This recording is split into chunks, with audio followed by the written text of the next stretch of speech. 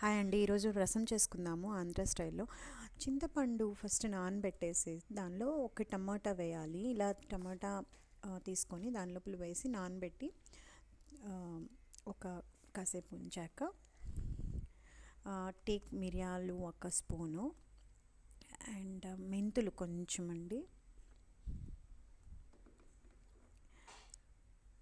ధనియాలు 1.5 స్పూను,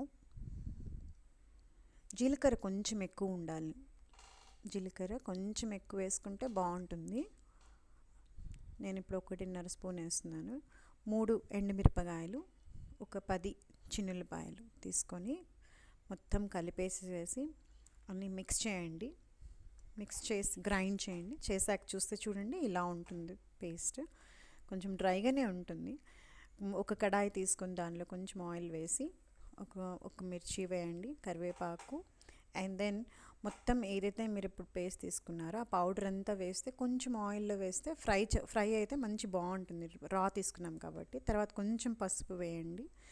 ఈ మనం టమాటా చింతపండు పెట్టుకున్నాం కదా, అది పెట్టాం కదా, అవి మొత్తం పిండేసేసి గుజ్జంతా వాటర్లో వేసేయండి.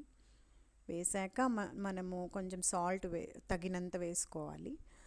నేనైతే ఒక స్పూన్ వేసాను. తర్వాత కొంచెం వాటర్ పోసి కొంచెం మరగనిస్తే బాగా కలియబడుతూ ఉంటే కాసేపు అయ్యాక వాటర్ బాయిల్ అయ్యాక ఇలా ఉంటుంది. బాగా బాయిల్ అయిన తర్వాత ఇంకా ఆల్మోస్ట్ రసం రెడీ అయిపోయిందండి. ఇప్పుడు ఇంకా అలా మరిగి వచ్చాక పొంగాక ఇంకా ఆఫ్ చేసేసుకోవచ్చు మనం. అండ్ దెన్ కొంచెం కొత్తిమీర కట్ చేసుకొని వేస్తే చివర్లో బాగుంటుంది. రసం రెడీ అండి.